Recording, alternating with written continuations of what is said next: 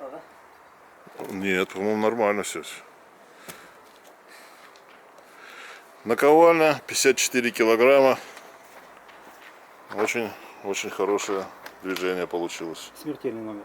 Ну,